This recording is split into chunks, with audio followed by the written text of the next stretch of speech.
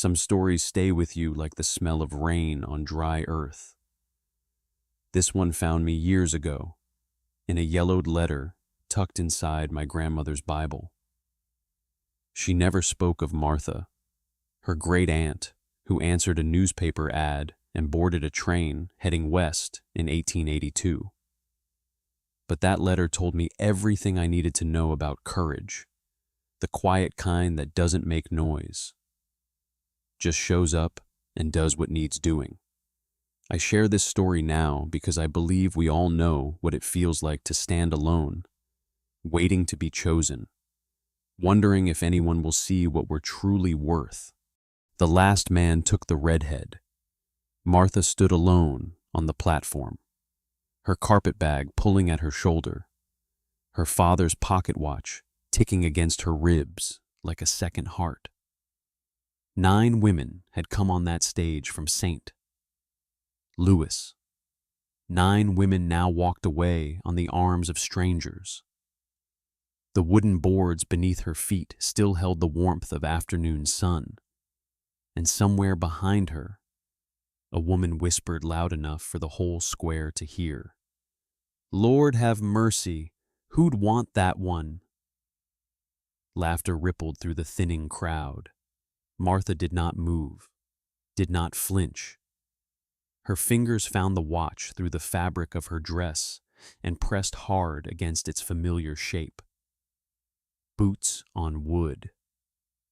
A man separated from the shadow of the livery stable, tall, hat pulled low, dust on his shoulders like he'd ridden a long way and didn't care who knew it. He stopped in front of the clerk's table, not looking at her, not looking at anyone. "I'll take the fat one," he said. "If this story touches something familiar in your heart, we'd love to hear where you're watching from today." From the data we've received, 60% of our viewers haven't subscribed yet. If you'd kindly subscribe and share, you'll help us bring more stories like this one to folks who need them. Thank you kindly. The wagon rattled over stones and ruts. Martha counted fence posts to keep from looking at him. 17, 18, 19. The town shrank behind them, and she did not turn to watch it go. His hands on the reins were scarred across the knuckles. Clean nails, cut short. The leather creaked beneath his grip. He had not spoken since signing the paper, and she was not about to speak first. 23, 24. The land opened up brown grass, sage clumps, a sky so wide it pressed down on her shoulders. The sun had started its slow slide toward the ridgeline. Her wool dress stuck to her back, damp with sweat she could smell on herself. The watch ticked against her ribs. 31. 32. "Creek up ahead," he said. "Horses need water." His voice scraped like gravel in a tin pan. She nodded, though he wasn't looking. The creek was shallow and fast, catching light in places. He pulled the wagon to a stop beneath a cottonwood and climbed down without waiting. The horses dipped their heads and drank. Martha's legs ached from sitting still. She climbed down on her own, not waiting for a hand that wasn't offered. Her boots sank into the soft mud at the water's edge. She untied her bonnet, knelt, cupped the cold water, and splashed it on her neck. Her face. The shock of it cut through the heat and dust. When she looked up, he was watching her, just for a moment. Then his eyes went to the horses, to his own hands adjusting the harness, to anywhere but her. "Why me?" The words came out before she could stop them. He didn't look up. "Why not? That ain't an answer. It's the one I got." She wiped her face with her sleeve and stood, The water dripped from her chin onto her collar. "You always this quiet?" "Yep. And if I talked the whole way—" He paused. Something shifted in his jaw. "I'd still be quiet. You do what suits you." She climbed back onto the wagon. He followed a moment later. The horses pulled forward, and the creek disappeared behind them. The sun dropped lower. The light turned gold, then copper. And then she saw it, a thin gray thread rising against the darkening sky. Chimney smoke. She saw the house before she saw the land around it. Small, weathered, a woman's apron, faded to brown, hanging on a hook by the door, visible even from here, catching the last of the light like something waiting to be worn again. The house stood low against the ridge, its walls the color of old bone. Solid, the roof didn't sag, but something about it made Martha think of a man holding his breath. Cole pulled the wagon to the side of the house and climbed down. He reached for her trunk without a word, lifted it onto his shoulder, and walked toward the door. She followed, her boots crunching on dry grass, her carpet bag heavy in her grip. Inside, the air smelled of dust and cold grease and something else, emptiness. Maybe the kind that settles into walls when no one opens the windows. "Kitchen's through there," Cole said, setting her trunk down in the hallway. "Bedroom's down the hall. Outhouse is back." He didn't look at her when he said it, just stood there with his hat still on, like a stranger in his own house. Martha walked past him into the kitchen. Cobwebs in the corners, a cast-iron stove with rust spots on the grate, pots stacked in the basin, crusted with something she didn't want to examine too closely, flour spilled on the counter, dried and cracked, a coal oil lamp on the table, its wick blackened and crooked, and there, on a hook by the stove, a woman's apron, faded roses on cotton, once bright, now brown as old blood. Martha set her carpet bag on the floor. Her eyes moved across the room, cataloging, the flour barrel in the corner half empty. And when she lifted the lid, weevils crawled along the rim. The root cellar door, warped shut. The rag rug worn thin at the threshold. Threads pulling loose. Through the window, she could see the barn. Its doors hung open, and inside she glimpsed saddles on pegs, tools on hooks, and the dull gleam of a rifle barrel, an old Winchester, hanging on the wall beside the tack. "Bedrooms this way." She followed him down a narrow hall. The floorboards creaked beneath her weight. He stopped at a door and pushed it open. A small room. A bed with an iron frame, clean sheets white, pressed, laid out careful. A washstand with a cracked mirror. A window that looked out at nothing but brown grass and sky. He'd thought that far. At least, the sheets. "I'll get supper on," he said, and left her there. Martha stood in the doorway for a long moment. Then she set her carpet bag on the bed and walked back to the kitchen. Cole stood at the stove, scraping a spoon against the bottom of a pot. The smell of burnt beans rose in the air. He didn't look up when she entered. She watched him work, his shoulders tight, his jaw set. A man doing something he'd done 1,000 times. badly, because there was no one else to do it. On the shelf above the stove, she saw a wooden box. She reached for it without asking. Inside papers, receipts, letters from a bank in a town she didn't know, numbers written in pencil, crossed out, written again, debts circled in red. "Supper's ready," Cole said behind her. She put the box back, said nothing. They ate at the table, the lamp between them casting shadows that jumped with every flicker, beans and salt pork. The beans were scorched on the bottom, soft on top.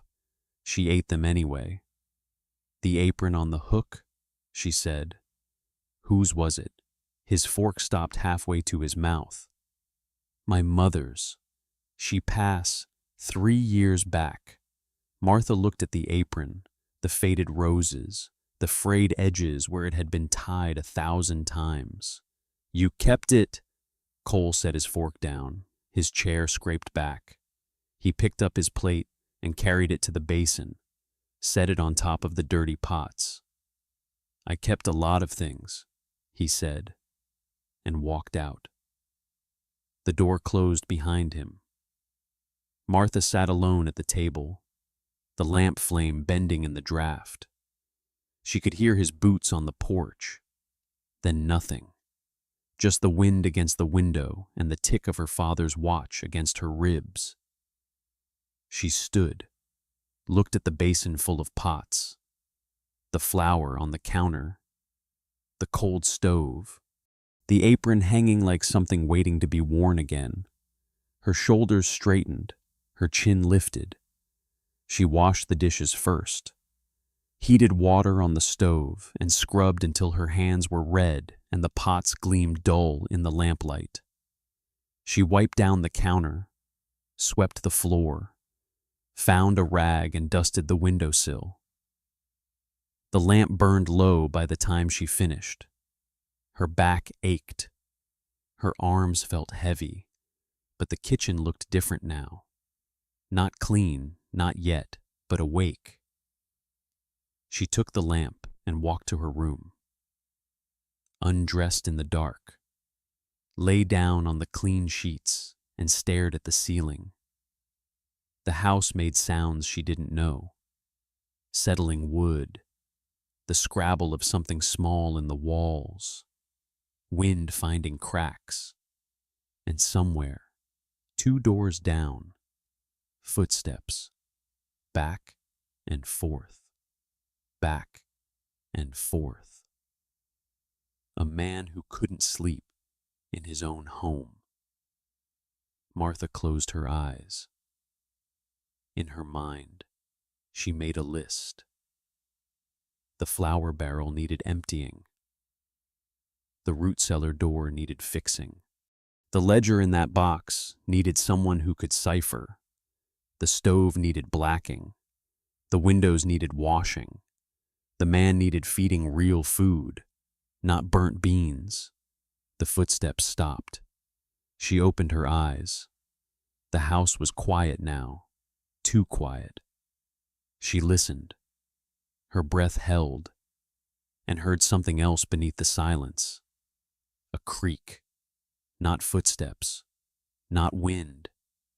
The front door, opening slow. Martha sat up, through the window. She saw Cole's silhouette cross the yard in the darkness, walking toward the barn. No lamp, no lantern. Just a man moving through the night like he didn't want to be seen. And in his hand, catching the faint light of stars, the long shape of a rifle. The smell of bread woke the house before the sun did. Martha pulled the loaf from the oven and set it on the counter to cool. Steam rose from the crust, golden brown and cracked along the top. The coffee pot sat on the back of the stove, hot and ready. She had been up for 2 hours. Cole's boots came down the hallway. He stopped in the kitchen doorway. She didn't turn around. just poured coffee into a tin cup and set it on the table where he usually sat. The chair scraped back. He sat. She heard him drink. "Bread'll be ready in a few minutes," she said. He didn't answer, but he didn't leave either. 1 week, 7 days of rising before dawn, of scrubbing and sorting and making sense of chaos. The kitchen no longer smelled of dust and old grease. The flour barrel was empty. Now she'd thrown out what the Weevils had claimed and ordered fresh from town through Katie, the old ranch hand who came by every other day. The root cellar door hung straight on new hinges she'd found in the barn. The windows let in light instead of grime. She sliced the bread, set a plate in front of Cole with butter she'd churned herself 2 days ago. He looked at it like he'd never seen bread before. "You been busy," he said. "I don't sit still well." He ate without another word. But she caught him looking around the kitchen, at the clean counters, the organized shelves, the coal oil lamp with its fresh-trimmed wick. Something moved across his face. Not surprise. Exactly. Something closer to confusion. After breakfast, she brought out the wooden box. She'd spent 3 nights with those papers, the lamp burning low, her father's voice in her head teaching her the columns, assets, liabilities, accounts payable, the language of survival, he'd called it. The numbers told stories if you knew how to listen. "These don't add," she said, spreading the papers on the table. Cole set down his coffee cup. "I ain't much for figures. I can see that." She pointed to a receipt. "You're paying twice what you should for feed. This merchant in town, Hadley, he's been shorting your grain by the pound and overcharging by the dollar. Either he thinks you can't count, or he knows you won't." Cole's jaw tightened. "How do you know what feed costs?" "My father kept books for a grain merchant in St. Louis. I kept them after he couldn't." She pulled out another paper, this one covered in her own handwriting. "You owe the bank $412, payments due in 3 months. But if you switch feed suppliers and sell the spring calves at the Abilene price instead of local, you'll clear the debt with $60 left over." He stared at the paper, then at her. "You worked all this out. Wasn't hard, just took time." He picked up the paper.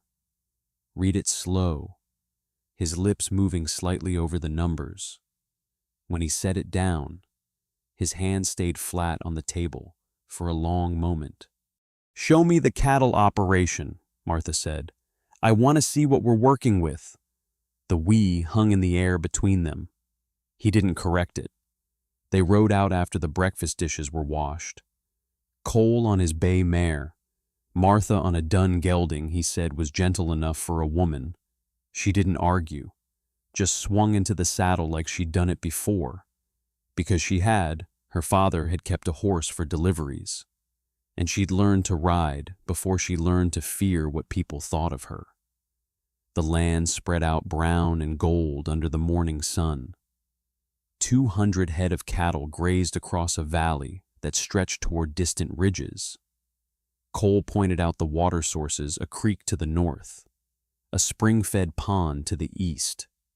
He named the boundaries, the fences, the places where the stock liked to drift.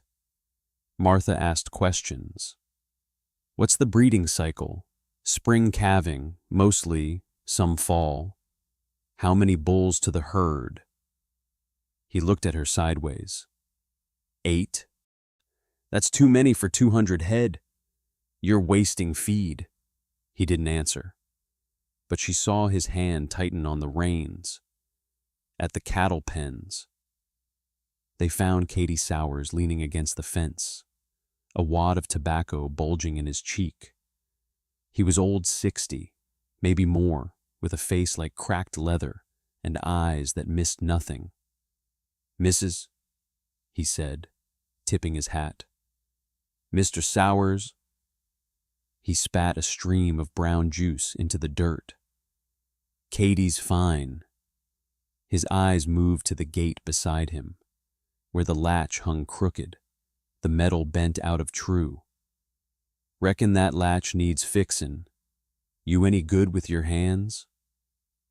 Cole started to speak. Martha cut him off. "Reckon we'll find out." She dismounted, walked to the gate. The latch was iron, rusted at the hinge. The catch bent upward so it wouldn't seat. She studied it for a moment, then looked around, found a rock the size of her fist near the fence post. She braced the latch with one hand and struck the bent metal with the rock, once, twice. The iron groaned and shifted. She struck again, angling the blow, and the catch straightened enough to slide into its seat. She worked the latch open and closed. Smooth now, functional. Katie spat again, looked at the latch, looked at her. "Huh," he said. From Katie. That was a standing ovation. The afternoon passed in work fences checked, water troughs cleaned, a calf with a limp examined and found to have nothing worse than a stone bruise. Martha kept pace. Her dress was filthy by midday, her hands raw, her hair escaping its pins. She didn't care. At dusk, Cole found her in the barn. She stood in the stall with his bay mare, a curry comb in her hand, brushing the horse's flank in long, slow strokes. The mare's ears were forward, relaxed. Martha was talking to her, soft words that Cole couldn't quite hear. He stood in the doorway, watching. The lamp on the post threw gold light across her face, her hands, the curve of her back as she worked. She moved like someone who belonged there, like someone who had always belonged. "Supper's ready," she said, without turning around. "Stew, no beans." He almost smiled, caught himself. "Much obliged," he said. For supper, she stopped brushing, turned to look at him. It was the first time he'd thanked her for anything. "You're welcome," she said. They walked back to the house together, the dark settling around them, the first stars coming out overhead. The kitchen windows glowed warm with lamplight. The smell of stew drifted across the yard.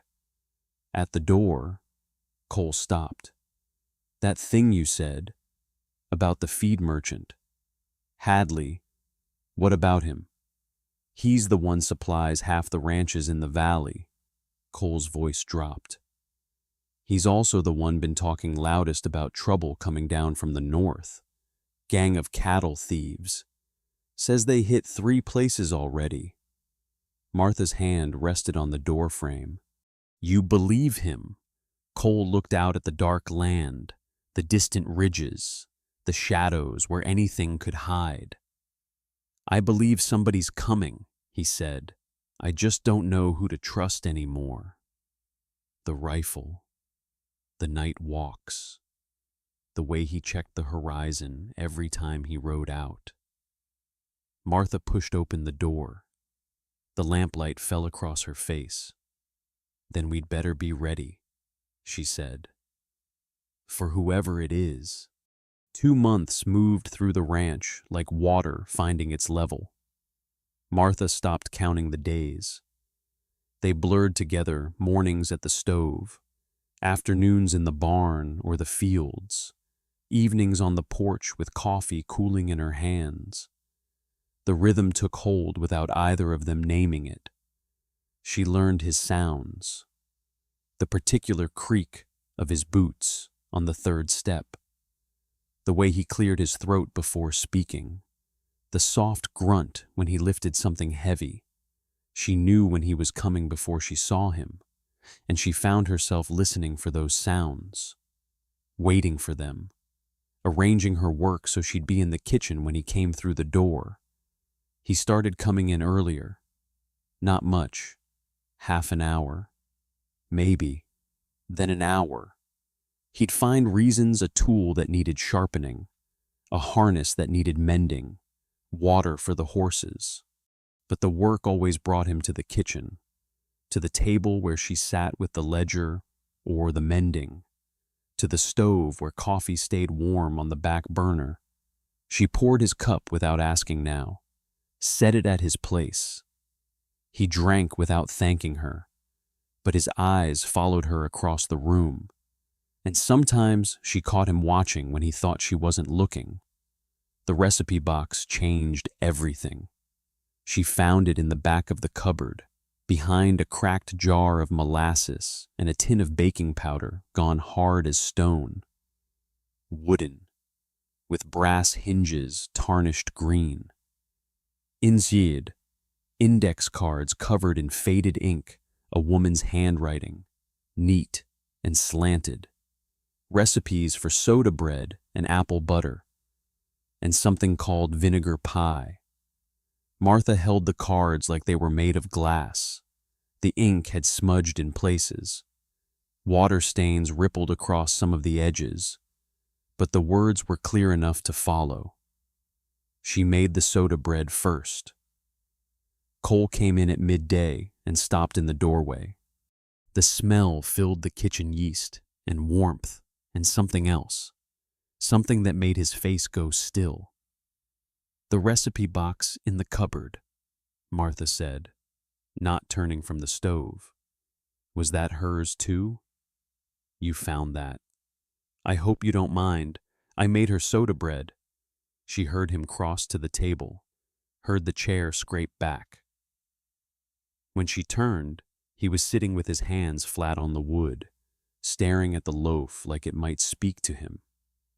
"She'd have liked that," he said finally. "Someone using her things." Martha cut him a slice, set it in front of him with butter. He ate it slow, chewing each bite like he was tasting something more than bread. A pressed flower fell from between the recipe cards that night. A violet, dried flat and brown, its edges crumbling. Martha picked it up, held it to the lamplight, then slipped it back where she'd found it. She didn't mention it. Some things weren't meant to be spoken. Sunday came bright and still. No work on Sundays. Cole had made that clear the first week. The Lord's Day, he'd said, though she hadn't seen him open a Bible or bow his head except at meals. She suspected the rest was more for the horses than for the Almighty. She took a book to the porch, a novel she'd brought from St. Louis. Its spine cracked from reading on the train. The rocking chair creaked beneath her weight, one runner worn smooth, the other splintered and rough. She'd been meaning to fix it. Cole appeared an hour later. He stood at the porch rail for a moment, looking out at the land, then sat in the chair beside her. The other rocker, the one that hadn't been used in 3 years. They didn't speak. The wind moved through the grass. A hawk circled high overhead, riding the thermals. Martha turned a page she hadn't read. "St. Louis," Cole said. She looked up. What was it like? She closed the book, considered the question. "Crowded," she said. "Loud. The street smelled like horse and smoke and too many people living too close together." She paused. "My father kept books for a grain merchant on the riverfront. We had rooms above the office. 2 rooms for the 3 of us. Then 2 rooms for the 2 of us after my mother passed. Then just me after he went too." "The watch," Cole said. The one you keep in your pocket. Her hand moved to her ribs, to the familiar weight. His. He wound it every night before bed, said a man who couldn't keep time, couldn't keep anything. She looked at Cole. What about you? Your father. Died when I was 12. Horse threw him out on the North Ridge. My mother ran this place alone after that. 10 years. And then you came back. I never left. His jaw tightened. I was here. I was always here. Just not enough. The words hung between them. Martha waited. She'd learned that about him. He spoke in his own time. Or not at all. Pushing only made him retreat. She got sick in the spring, he said. Gone by summer. I was out with the herd when it happened. Katie rode out to tell me. He stopped. His hands gripped the arms of the rocker. I wasn't there. Martha said nothing. Just let the silence hold what words couldn't. After a while, he stood, walked to the edge of the porch, stood there with his back to her, looking out at the land his mother had kept alive. Apple tree out back, he said. She planted it the year I was born. Hasn't been tended in 3 years. Still has some fruit on it, though, small and spotted. Nobody bothered to pick them. Martha had seen the tree, gnarled trunk, lichen-spotted branches, half the limbs dead. She'd been watering it anyway, cutting away the dead wood, turning the soil at its roots. And she'd noticed the apples small, hard, clinging to the highest branches where no one had reached. I'll see what I can do, she said. The pie came a week later. She climbed a ladder to pick the apples herself, small, tart, spotted with brown in places. Not pretty, but when she cut them open, the flesh was white and firm. She used his mother's recipe. The card stained with butter and age, and baked it in the cast iron pan she'd scrubbed clean that first week. Cole ate 3 slices. He didn't say a word. Didn't need to. When he passed her the empty plate, their fingers brushed. Neither pulled away. The clock on the mantel ticked. Once, twice, 3 times. He cleared his throat. She took the plate. The warmth stayed on her skin. That night, Katie stopped by after checking the fence line. He stood in the kitchen doorway, hat in his hands, looking around at the clean floors, the organized shelves, the curtains Martha had sewn from flour sacks and hung in the windows. Place feels different, Cole, he said. Like someone's living here again. Cole poured him coffee. That a complaint? Heck no, just an observation. Katie took the cup, sipped, grimaced at the heat. Heard talk in town today, though, thought you should know. Martha's hands stilled on the dish she was drying. What kind of talk? Katie looked at Cole, then at Martha, then back at Cole. Morrison Place got hit last night. 40 head, gone. The Daggett boys, they're moving south. He set down the cup. Word is, they're looking at the Valley ranches next. Smaller operations. Easy pickings. The kitchen went quiet. Martha heard the tick of the clock, the crackle of the fire in the stove, the wind pressing against the windows. Cole's hand moved to the table, steadying himself. How many men they got? 6, maybe 8. Don't kill nobody. long as folks stay out of their way, but they take what they want and vanish across the border before the law can catch up. Martha looked at Cole. He looked at the window, at the darkness beyond, at the land that held everything he had. 2 men, 200 head, 6 miles of fence line with gaps wide enough to drive a herd through. When? Cole asked. Katie pulled on his hat. His face was grim in the lamplight. Could be tomorrow, could be next week. Only thing certain is they're coming. The door closed behind him. The lamp flame bent in the draft. And Martha, standing at the basin with a dish towel in her hands, saw Cole reach for the rifle he'd hung above the door and check that it was loaded. Cole rode out before first light. Martha heard him saddle the bay in the darkness, heard the creak of leather and the soft whicker of the horse. She stood at the kitchen window and watched his shape move across the yard, rifle in the scabbard at his knee, and disappear into the gray half-light of dawn. She made coffee, drank it alone. The kitchen felt too quiet without the sound of his boots on the floor. By the time the sun cleared the ridge, she had cleaned the breakfast dishes, swept the porch, and walked the fence line closest to the house. The wire was sound. The posts were solid.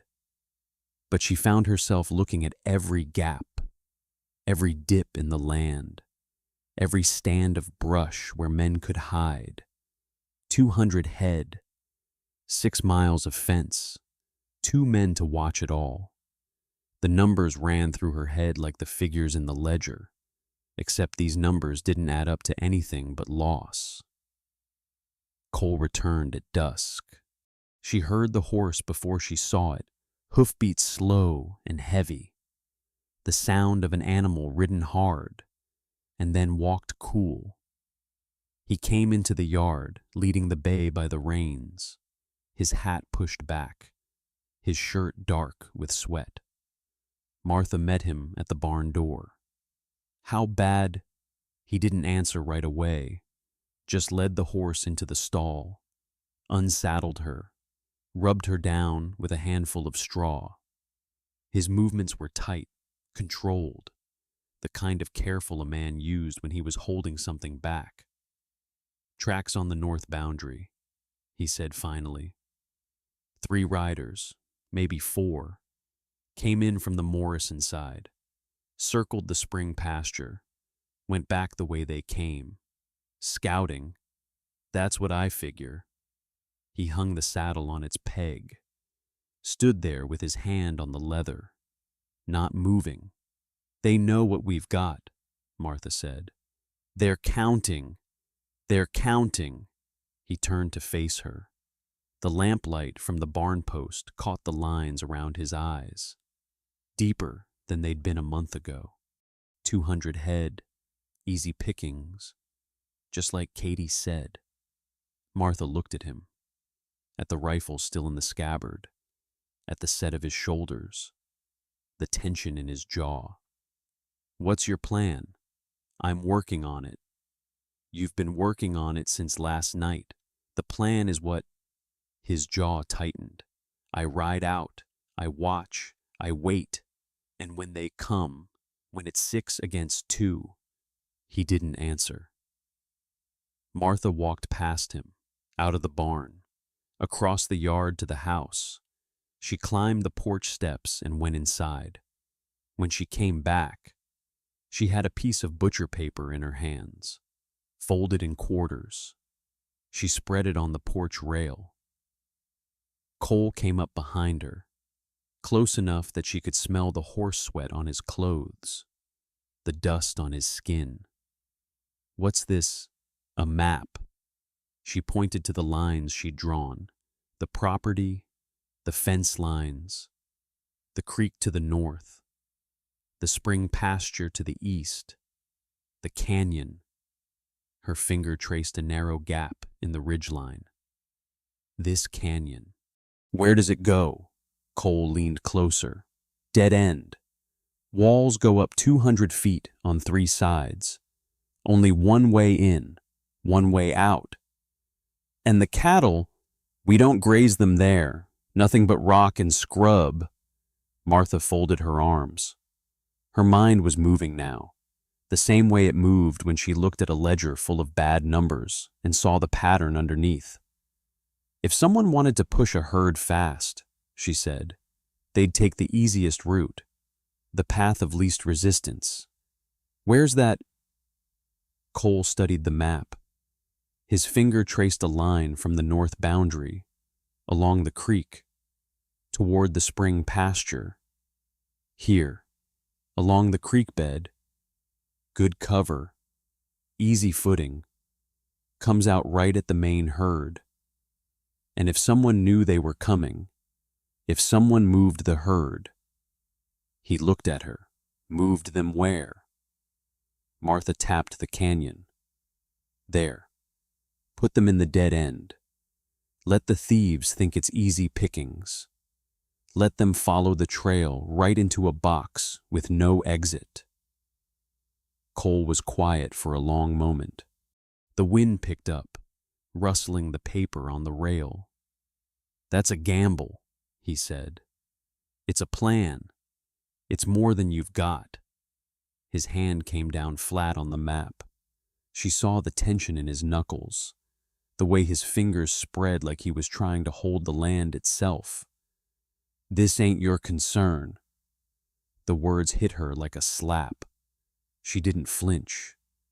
The heck it ain't. I live here now.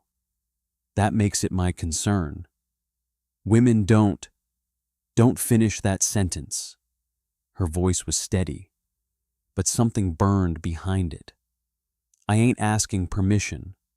I'm telling you what I see. And what I see is a man trying to fight 6 riders with 2 guns and no plan. That's not brave. That's foolish. Cole's jaw worked. A muscle jumped in his cheek. For a moment, she thought he would walk away. He had that look, the closed-off look, the one he wore when he didn't want to speak. But he didn't walk away. He looked at the map, at the canyon, at the creek bed she'd traced with her finger. I'd need to move the herd tomorrow, he said slowly. Get them into the canyon before the Daggets make their move. Katie and I could do it, but it'd take all day. And the sheriff? Town's a day's ride. By the time he got here, they'd be long gone. Martha thought. The numbers again. The distances. The timing. Katie rides to town tonight. Gets the sheriff and whoever else can come. They don't come here, they go to Miller's Crossing, the junction point south of the canyon. You and I move the herd tomorrow. When the Daggets follow the trail, they ride straight into the box, and the law closes in behind them. Cole stared at her. You worked all this out. I've been thinking about it since last night. He picked up the map, turned it in his hands, looked at it like he was seeing it for the first time. It could work, he said. It's risky as all heck, but it could work. Then let's do it. He folded the map and put it in his pocket. His eyes met hers. You know what you're asking if something goes wrong. Something's going wrong either way. The question is whether we sit here and wait for it or we make them come to us on our terms. The wind died.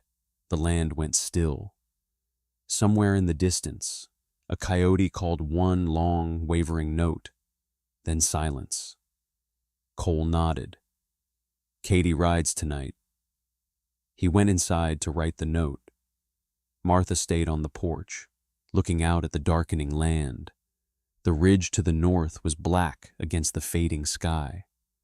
The stars were coming out, one by one, cold and distant. She was still standing there when she saw it. A shape on the ridge, not moving, just watching. A rider, silhouetted against the last light, sitting motionless on a motionless horse, too far to see his face, too still to be anything but deliberate. Martha's hand found the porch rail. Her fingers tightened. The rider didn't move, didn't wave, didn't retreat, just watched. And then, as the darkness swallowed the ridge, he was gone. Martha turned. Cole stood in the doorway, the note in his hand, his eyes on the same ridge.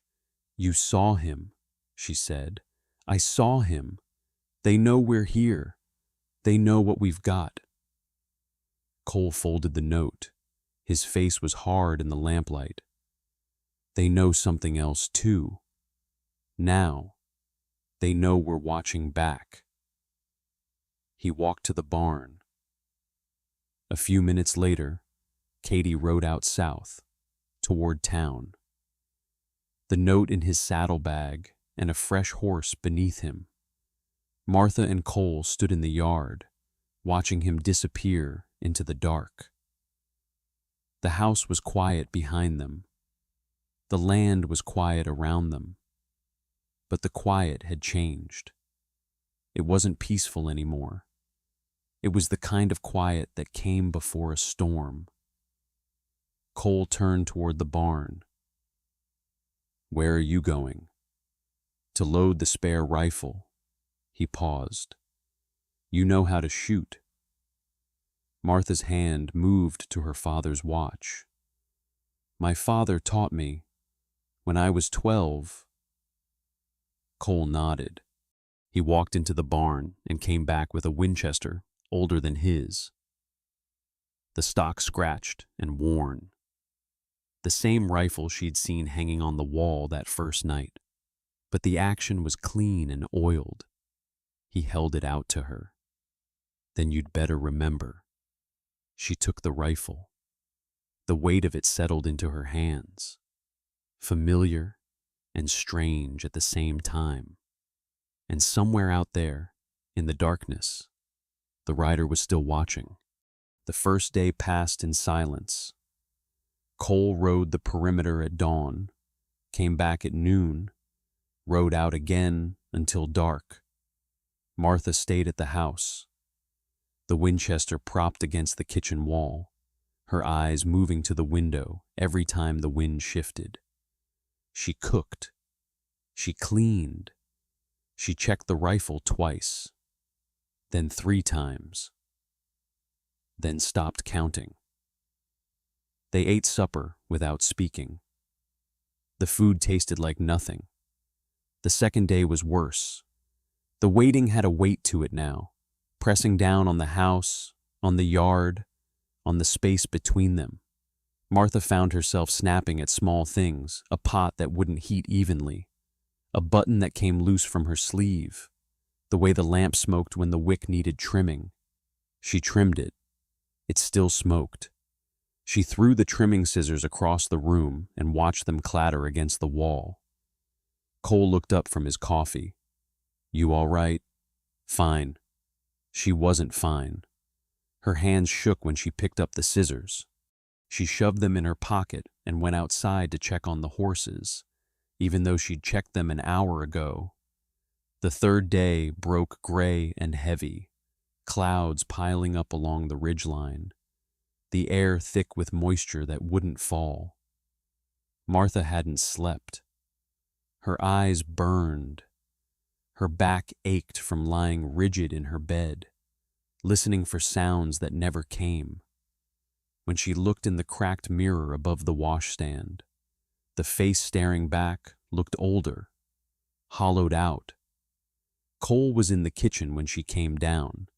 He hadn't slept either. She could see it in the hollows under his eyes, the way his hand trembled slightly when he lifted his cup. His movements were slower than usual, like a man walking through water. "Anything?" she asked. "Nothing. Nothing.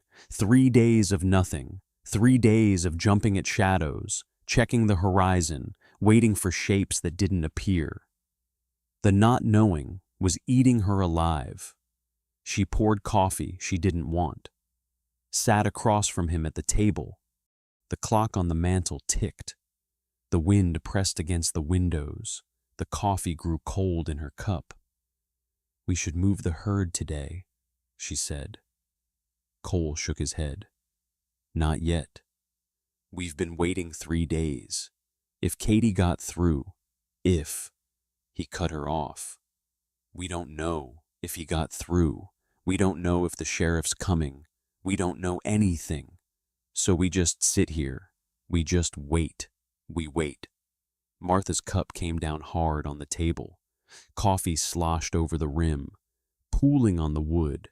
"That's not a plan. That's surrender." Cole's jaw tightened. "You don't know what you're talking about. I know we're 2 people with 2 rifles against 6 or 8 men who've done this before. I know every day we wait is another day. They're watching, counting, planning. I know. You don't know." His voice rose. He stood, the chair scraping back, his hands flat on the table.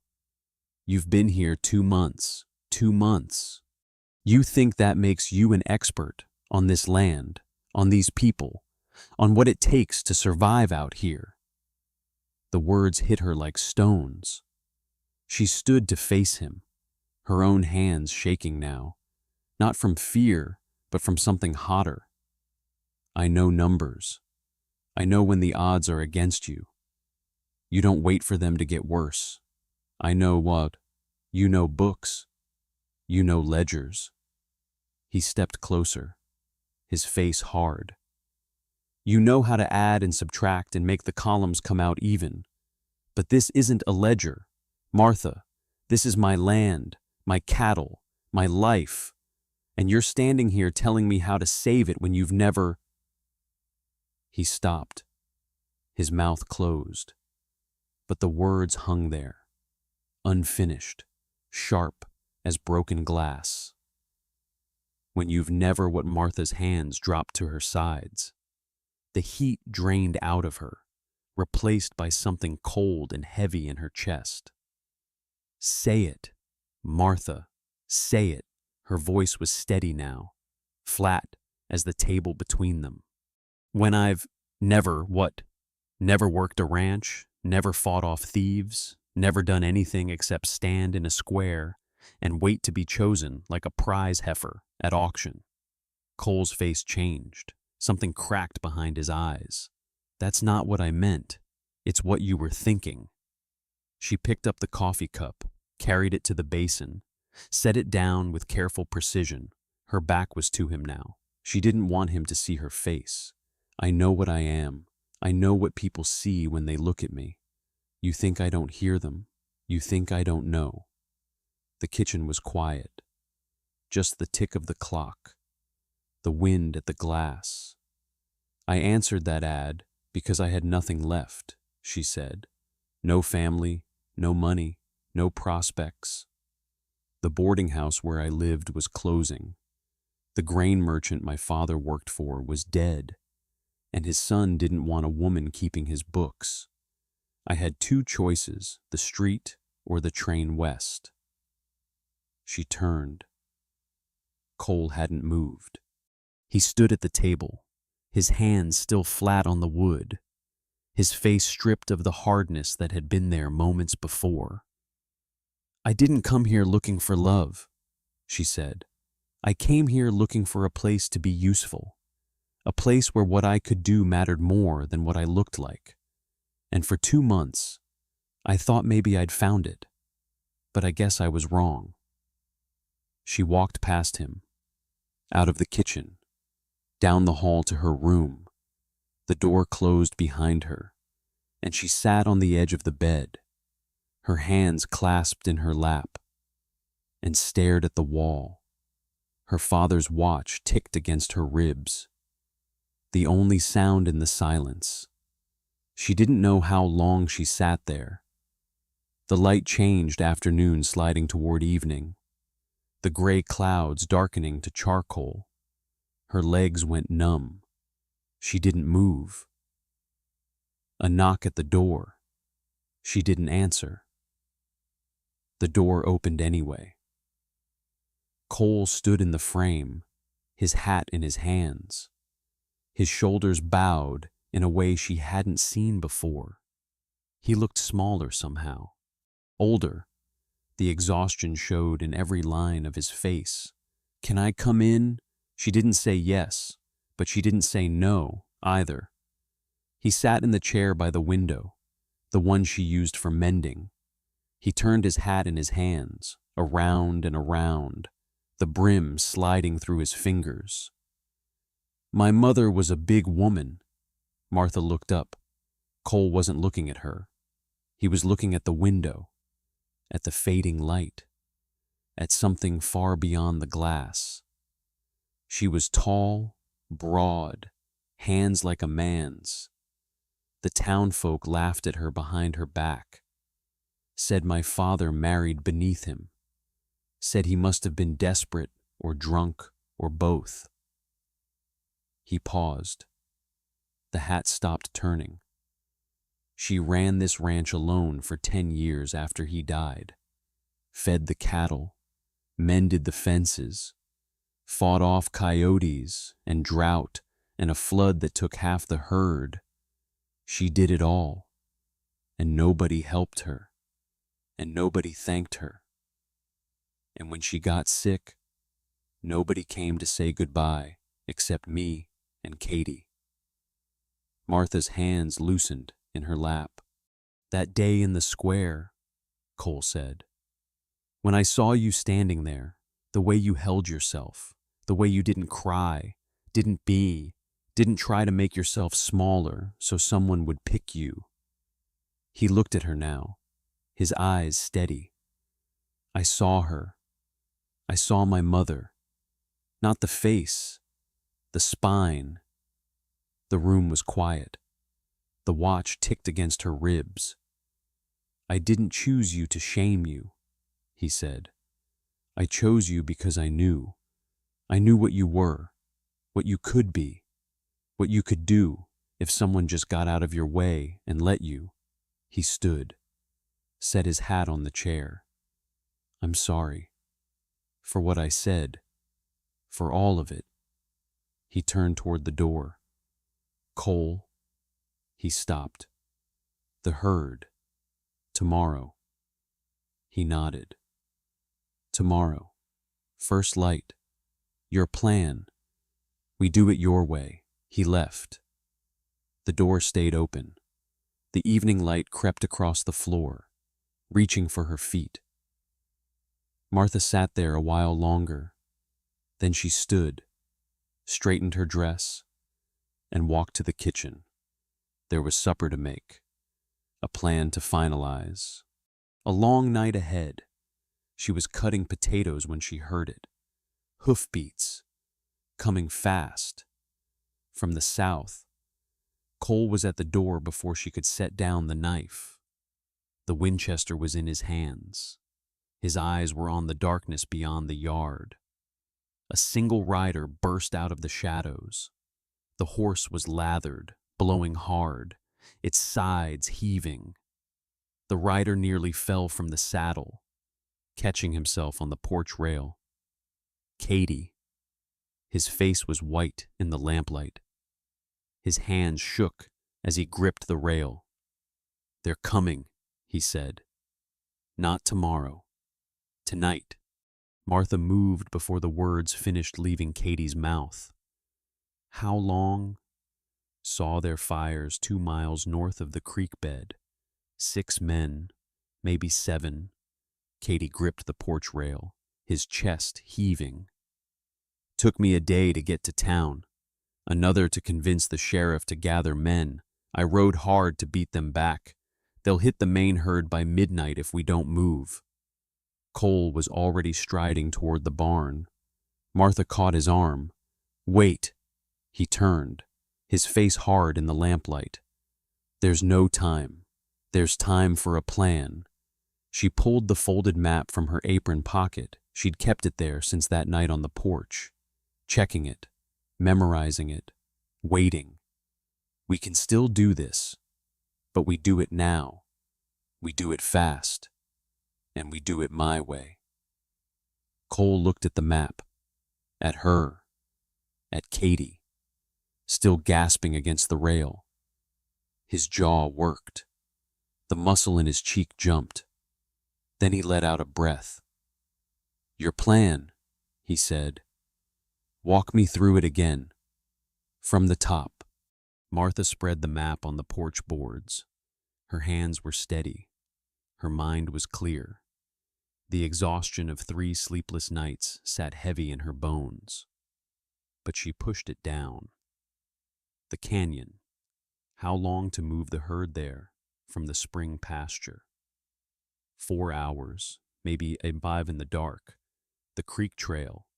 If someone laid a false track from the spring pasture, leading straight to the canyon mouth, how long would it take the Daggets to follow it? Cole's eyes moved over the map. She watched him calculate. 1.5 hours. They'd follow the easy path. Wouldn't think twice. And if someone was waiting at the canyon rim with a signal fire to tell the sheriff's men when to close the back door. Katie straightened. His breathing had slowed. His eyes were sharp now, following her finger on the paper. "The sheriff," he said. "He's coming. Left town 3 hours behind me with 5 men. Deputized every rancher he could find on short notice. They'll be at Miller's Crossing by midnight." Martha looked at Cole. "Then we have time. Barely. But we have it." Cole took the map, studied it. His jaw worked, the muscle jumping in his cheek. Then he folded the paper and put it in his pocket. "Katie, you ride to the spring pasture. Start pushing the herd toward the canyon. I'll lay the false trail." "And me?" Martha asked. Cole looked at her.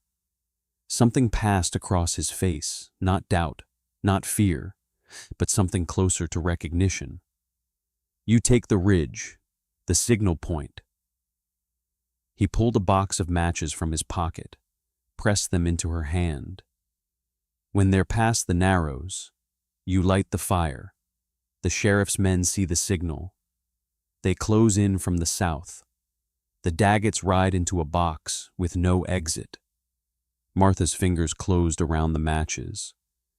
"And if something goes wrong," Cole's hand covered hers, just for a moment, warm and rough and steady. "It ain't gonna go wrong. Your plans don't go wrong." They moved. Martha saddled the dun gelding in the darkness, her hands finding the straps by feel. The Winchester went into the scabbard at her knee. A canteen. A blanket rolled tight behind the saddle. Her fingers fumbled twice, the lack of sleep making her clumsy, but she forced herself to focus. Cole was already gone, riding north toward the creek bed with a bundle of rags and a bottle of something that smelled like horse sweat. The false trail. Make it look like the herd had been moved in a hurry, panicked, careless. Make it look like easy pickings.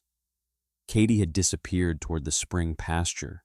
She could hear the distant lowing of cattle, the sharp whistle he used to move them. Martha rode east.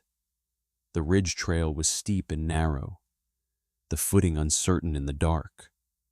The gelding picked his way carefully, ears swiveling at every sound. Martha leaned forward in the saddle, her weight balanced, her hands light on the reins. Her thighs burned from gripping. Her eyes stung from staring into darkness. The moon rose halfway up, 3/4 full, bright enough to see the land spread out below her, the spring pasture. The creek bed, the dark mouth of the canyon cutting into the ridge.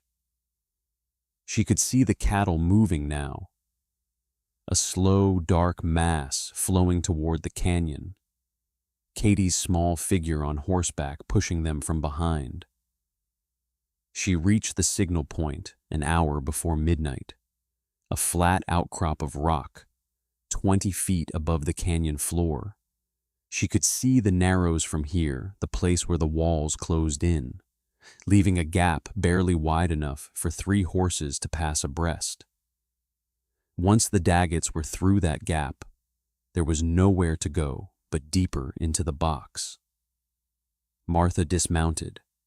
Her legs nearly buckled 4 hours in the saddle after 3 days without sleep. She grabbed the saddle horn, steadied herself, tied the gelding to a scrub pine, gathered dry brush into a pile on the rock, enough to make a fire that could be seen for miles. Then she sat down and waited. The cattle reached the canyon mouth just before midnight. She watched them flow into the darkness. 200 head funneling through the gap, their lowing echoing off the stone walls. Katie appeared at the canyon rim across from her, his hat a dark shape against the stars. He raised a hand. She raised hers back. The herd was in. The bait was set. Now all they needed were the thieves. An hour passed. Martha's legs cramped from sitting still. Her eyes burned from staring into the darkness. The matches sat heavy in her pocket. Her hands shook from cold, from exhaustion, from something else she didn't want to name. Then she heard it. Hoofbeats. Coming from the north. Fast at first, then slowing as they hit the creek bed trail. She pressed herself flat against the rock, peered over the edge. 6 riders emerged from the darkness, following the false trail Cole had laid. They moved in a loose formation, their horses picking along the path, their heads turning as they read the signs in the dirt. The leader, a big man on a black horse, held up his hand. The others stopped. Martha held her breath. The leader dismounted, knelt by the trail, ran his fingers through the dirt. Then he stood, remounted, and pointed toward the canyon. They followed the trail, straight into the narrows, straight into the box. Martha's hand found the matches. Not yet. Wait until they're through. Wait until there's no way out. The riders passed beneath her, one by one. She could see their faces, now hard men, trail-worn, their eyes scanning the canyon walls for threat. But they weren't looking up. They were looking at the cattle, at the easy prize waiting at the end of the canyon. Greed made them careless, just like Cole had said. The last rider cleared the narrows. Martha struck the match. The brush caught immediately, dry as bone, flames leaping into the night. She stepped back from the heat, her face hot, her eyes streaming. Across the canyon, another fire bloomed. Katie's signal, answering hers. And from the south, from Miller's Crossing, came the thunder of hooves. The Daggets heard it. She watched them rein up, heads turning, hands going to their guns. But there was nowhere to go. The canyon walls rose 200 feet on 3 sides. The narrows behind them were already filling with men the sheriff's posse, 6 strong, spreading out to block the only exit. The leader, the big man on the black horse, spun in a circle. His face was white in the firelight. His hand gripped his pistol, but he didn't draw. There was no point. They were surrounded, outnumbered, trapped. Martha stood on the ridge and watched. One of the riders, the youngest, barely more than a boy, his face pale and scared, nudged his horse forward. "Jeb," he said. His voice cracked. "Jeb, please, let's just go." The leader turned. His face was hard, unreadable. You want to hang, boy. I don't want to die. The boy's voice broke completely. I don't want any of this. I never wanted any of this. Please, just let it be done. The canyon was silent. The cattle had stopped lowing. Even the wind had died. Jeb Daggett looked at the boy, at the sheriff, at the armed men surrounding him on every side, and then, slowly, his hand lifted from his pistol. He raised both arms above his head. One by one, the others followed. The sheriff nodded. His men moved forward with rope. Cole appeared at the canyon mouth, his bay mare dancing beneath him. He looked up at the ridge, found her silhouette against the fire. He tipped his hat. She didn't wave, just breathed. Her legs gave out, and she sat down hard on the rock, the Winchester across her knees. The exhaustion hit her all at once, 3 days of no sleep, hours in the saddle, the tension finally releasing. Her hands wouldn't stop shaking. She watched as the Daggett gang was bound and led out of the canyon. It was over. Cole rode up the ridge trail as the first light touched the eastern sky. He dismounted, walked to where she sat, and stood there looking down at her. His face was gray with exhaustion, his movements slow and heavy. "You all right?" She nodded. Her voice wouldn't come. He held out his hand. She took it, let him pull her to her feet. Her legs trembled beneath her. They stood on the ridge, watching the sunrise paint the canyon walls gold and red. The cattle grazed peacefully below. The fires had burned down to embers. "Heck of a plan," Cole said. Martha almost laughed. Almost. "We should get back. There's breakfast to make." She turned toward the gelding. Cole caught her arm. "Martha." She stopped. His face was serious. The exhaustion showed in every line. But something else was there too. Something she hadn't seen before. "What you did tonight. What you figured out." He paused, searching for words. "I wouldn't have thought of it. Not in 100 years. You saved this place." She looked at him, at the man who had chosen her when no one else would, who had trusted her plan when everything was on the line. "We saved it," she said, "together." He nodded. His hand stayed on her arm. "Together," he said. They rode back to the ranch as the sun cleared the ridge. The house looked the same as when they'd left small, weathered, the faded apron still hanging by the kitchen door. But something had changed. Martha felt it as she dismounted, as her boots touched the dry grass of the yard. She wasn't a stranger here anymore. The kitchen smelled like burned eggs. Martha stood in the doorway, watching Cole scrape a spatula against the bottom of the cast iron pan. Smoke rose from the stove. The eggs were black on one side, runny on the other. "I made breakfast," he said, without turning around.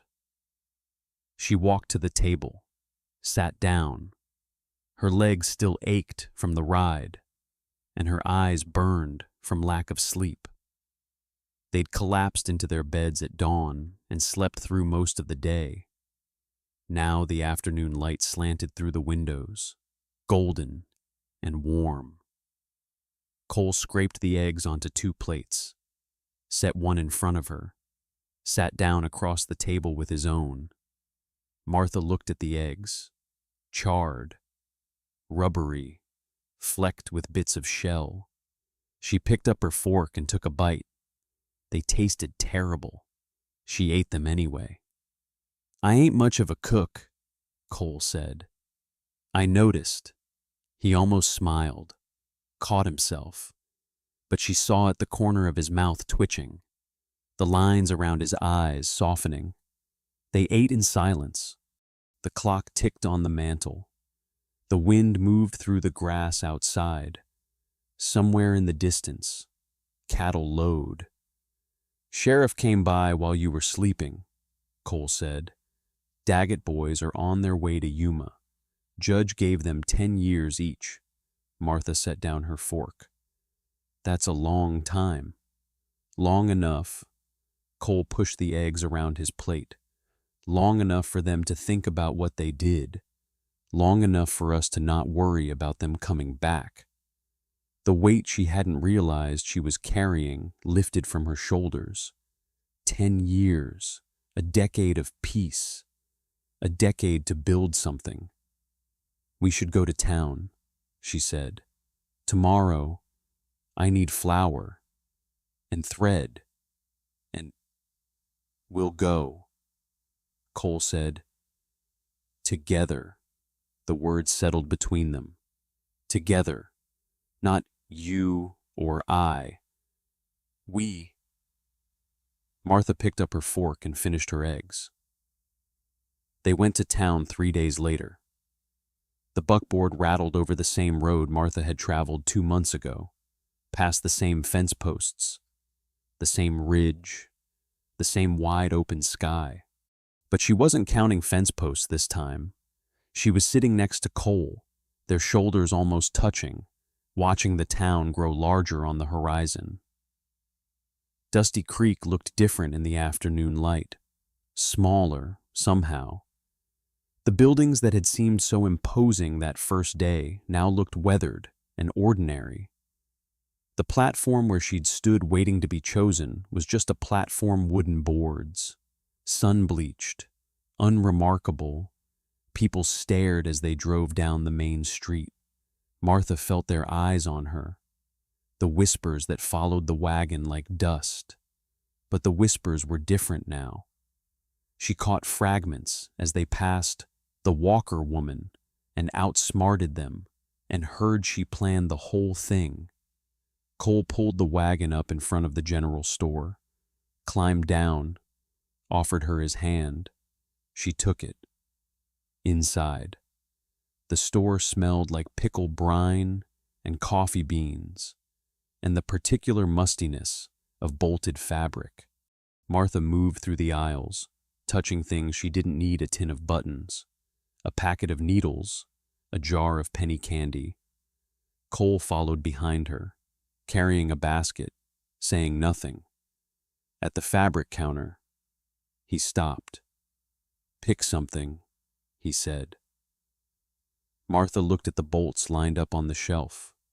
Wool and cotton and gingham in a dozen colors. Her hand moved to a blue calico, the pattern small and delicate, the color bright as a summer sky. "This one," Cole nodded to the clerk. 4 yards.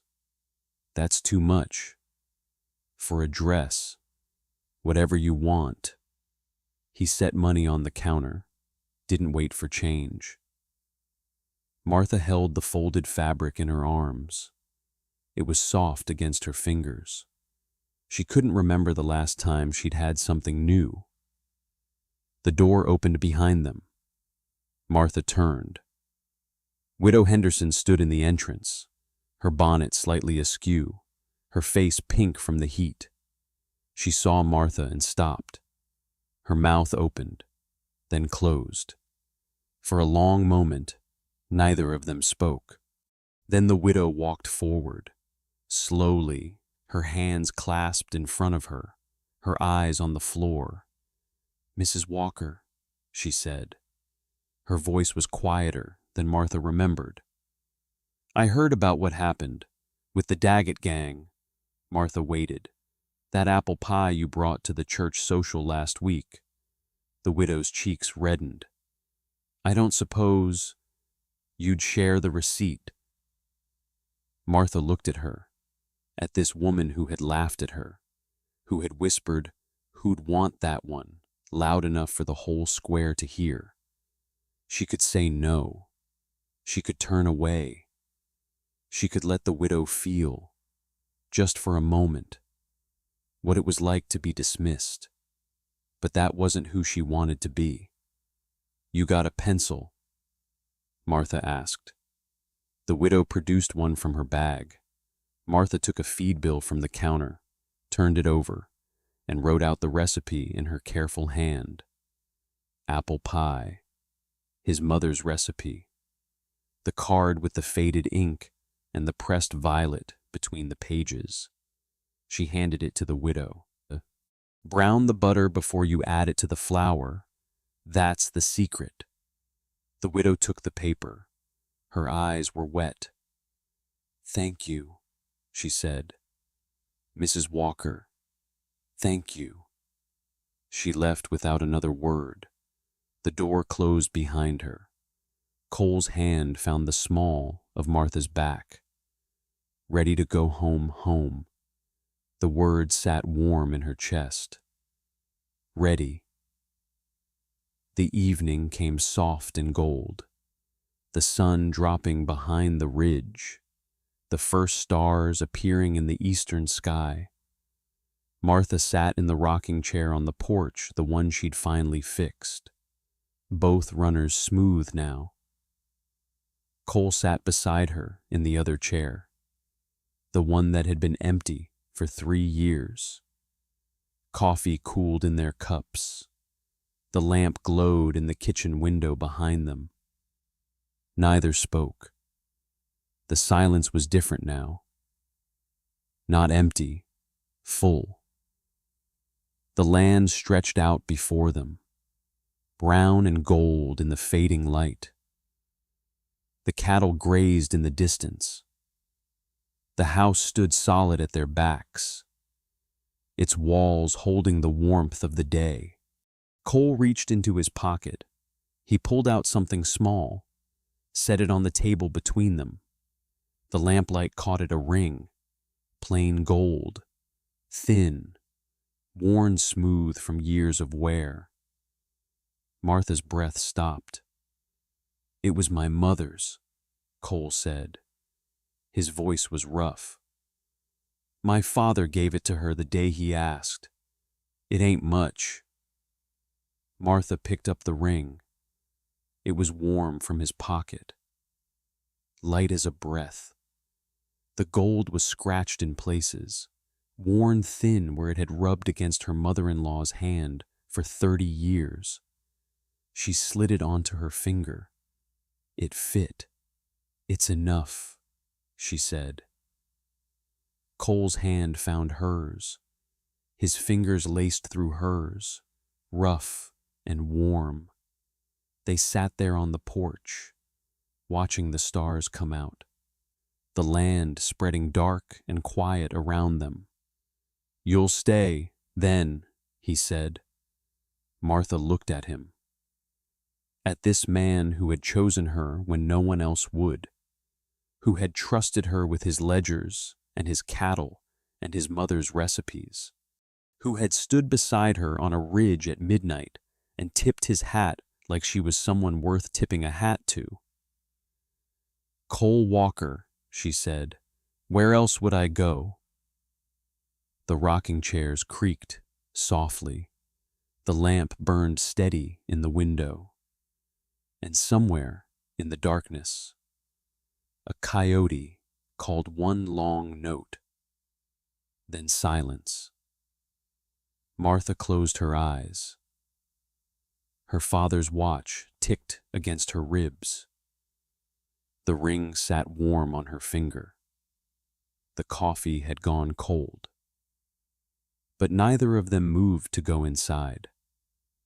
The house behind them was no longer empty. The land around them was no longer strange. The man beside her was no longer a stranger. She opened her eyes and looked out at the stars, thick as spilled sugar, across the sky. The same stars her mother had watched from a porch in Missouri. The same stars her father had navigated by on the river. The same stars that had watched over Cole's mother as she worked this land alone, year after year, waiting for someone to see her worth. Martha squeezed Cole's hand. He squeezed back. The night settled around them, quiet and deep. The coffee grew cold. The lamp burned low. And still they sat. Two people who had found each other against all odds, watching the darkness and listening to the silence. She was home. Some stories leave a quiet weight in the chest. Not the kind that demands understanding, just the kind that asks to be carried for a while.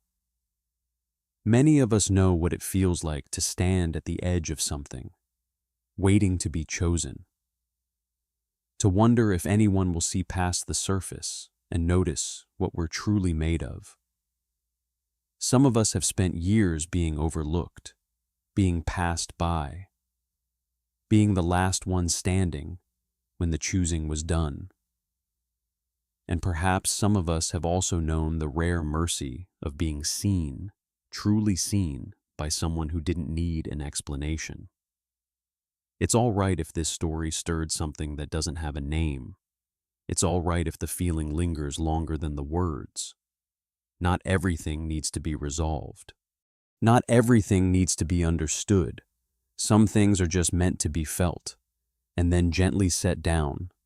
The lamp is still burning in the window. The rocking chairs are still on the porch. And somewhere, two people who found each other against all odds are watching the stars come out.